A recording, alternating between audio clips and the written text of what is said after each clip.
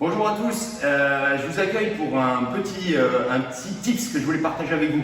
Je suis avec Johan Granier, vous avez peut-être vu sur une autre vidéo, qui a comme moi 20 ans, x2, n'est-ce pas? Et qui donc a fait l'acquisition des DVD et qui travaille maintenant avec moi pour aller encore plus loin et toujours progresser. Donc avec Johan, on était en train de travailler sur les footwork. Et le petit tips que je voulais vous présenter, c'est le suivant. Faire tout simplement un L comme ça avec vos plots et vous allez donc du coup cette fois-ci avoir un déplacement curve, arc de cercle pour ici, et ce que je vais appeler ici le pivot. Alors tout ça on connaît, on l'apprend sans plot, on l'apprend avec plot, avec un partenaire, etc. Pas de problème. Ce que j'essaie de vous partager, c'est quoi? C'est identifier, je m'adresse à ceux qui sont coachs, mais si vous êtes aussi un pratiquant, vous-même lorsque vous voulez progresser, essayez d'identifier ou écoutez ce que vous dit votre coach et d'identifier vraiment la problématique qu'on va vous relever ou qu'on veut corriger chez un athlète et à partir de là, eh bien, trouvez la solution. Posez-vous la question, quand vous vous posez la question, vous allez pouvoir trouver la réponse. Par exemple, dans le pivot, ce qu'on va trouver assez fréquemment, c'est deux types d'erreurs. La première, c'est lorsqu'on va faire un déplacement. Alors, on va dire trois types d'erreurs. Chez le débutant, c'est un premier déplacement qui est compliqué parce qu'il ne va pas mesurer son déplacement. Imaginons que vous soyez le partenaire, je suis avec vous, je suis débutant, je fais mon pivot et je fais un pivot qui est beaucoup trop grand. Là, j'exagère vraiment, mais quand ils vont faire du shadowboxing, c'est ce qu'ils sont capables de faire. Et du coup, on voit bien que ça n'a aucun intérêt. Si vous êtes mon partenaire ou adversaire, je suis plus face à vous. Première problématique, la distance parcourue par votre pivot. On a compris que si on fait un pivot, c'est pour essayer d'avoir juste un angle différent et pouvoir continuer à attaquer. Donc première chose à corriger, on va pouvoir le faire avec cette solution-là. Exemple, je m'y prends mal, on se rend bien compte que je ne peux pas continuer à suivre le plot. Donc lorsque je suis ici, je vais faire mon pivot de manière à être toujours face à mes plots qui sont en fait ni plus ni moins que mon partenaire. Okay. Et là, on a vraiment un angle de 45 degrés et non 90 comme certains vous font. Deuxième problématique, c'est la jambe arrière. Lorsque vous faites votre pivot, en tout cas, souvent les gens vont déclencher ici en premier. Bon, on comprend bien vite la problématique. D'ici, je ne peux pas faire grand-chose. Est-ce que je peux aller au sol? Non. Est-ce que je peux lutter, défendre? Non. Est-ce que je peux vraiment frapper? Non. Est-ce que je peux me faire balayer? Oui, etc. etc. Donc là, j'exagère, mais souvent, on voit ça. Okay. À la longue, ça, quelqu'un qui est averti va l'identifier sur vous, ou si vous, en tant que coach, vous le voyez, c'est un problème et on va essayer de le corriger. Alors, il y a peut-être plusieurs solutions. Moi, je vous partage juste une, en tout cas, que j'ai en tête et que j'utilise, c'est de dire, lorsque je vais vouloir me déplacer, on va d'abord appuyer sur le pied arrière pour faire un tout petit angle. Okay. Ici, je vais tricher, je vous mets là. Ça, c'est ma position de garde. Lorsque je vais faire mon pivot, si je ne déplace pas mon pied, je vais me trouver ici, je vais être trop encore de profil.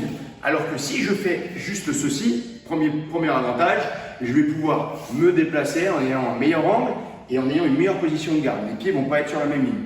Deuxième raison, c'est que si jamais je suis face à quelqu'un, tiens, viens, Johan, s'il te plaît, tu vas te mettre juste comme ça, face à moi en position de garde. Voilà, on est ici, d'accord, et je vais faire mon pivot. Normalement, on ne va pas pouvoir tout balayer là sur cette thématique, mais je vais essayer, d'accord, d'être plus ou moins aligné avec mon partenaire pour être loin de son bras arrière. Lorsqu'il va me faire un bras arrière, j'aurai tout intérêt à faire une esquive, mais si je fais une esquive sans du tout chercher à ouvrir ma base, ça peut être fait pour revenir très vite, mais on se rend bien compte que là, je ne suis pas super stable et ça va être compliqué pour moi de partir sur un pivot. Par exemple, lorsqu'il va frapper, si je viens faire juste un petit pas, j'ai une base qui est plus grande, j'ai un appui qui est fort pour venir frapper si j'ai besoin, mais surtout d'ici, je peux maintenant faire mon pivot et j'ai un angle qui est parfait. D'accord? Du coup, on se rend compte d'une chose, c'est que lorsque je veux faire ce pivot, je vais avoir besoin de pousser d'abord sur mon pied arrière pour décaler et faire mon pivot.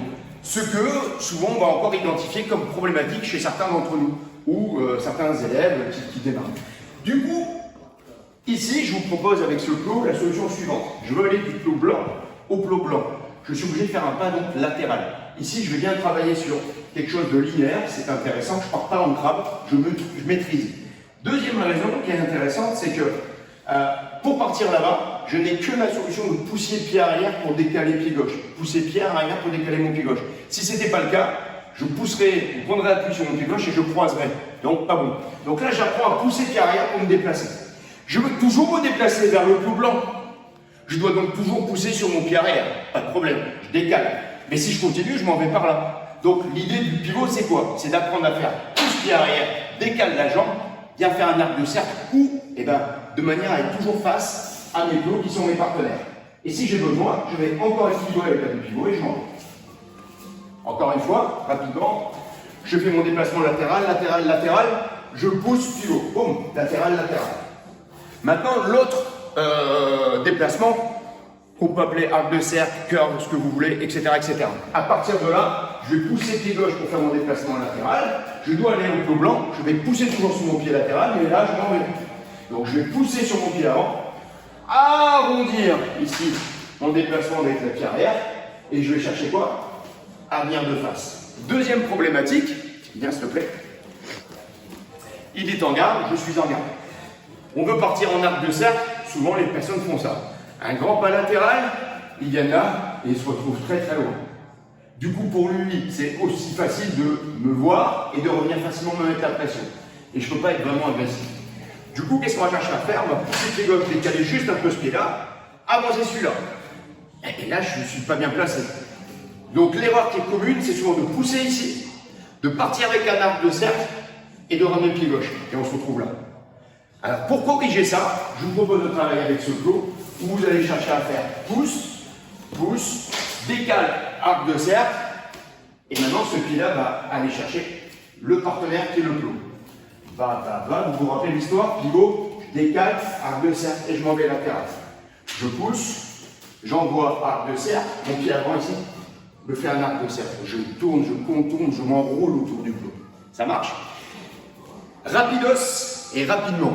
Une fois que vous avez ça, vous êtes sur un niveau déjà supérieur, si vous êtes pratiquant, vous allez pouvoir chercher un appui. Je décale, je décale, je décale. Qu'est-ce qui va se passer? Lorsque je décale, je peux remiser et je fais mon pivot. Du coup, ici, de la même manière, je décale, esquive, je rentre dans le perfect et j'enroule. Et d'ici, vous allez pouvoir travailler ce que vous voulez, au fur et à mesure. Ouais. Même en attaque, droite, pivot pour partir. Gauche, hop, esquive, arc de cercle. Et vous allez pouvoir mixer et vous entraîner comme ça. Ok? J'espère que ça vous a plu. Entraînez-vous avec ça, c'est fun, c'est ludique. Et vous allez au moins, pendant cette période aussi, pouvoir vous entraîner n'importe où et pratiquement avec n'importe quoi. À très vite.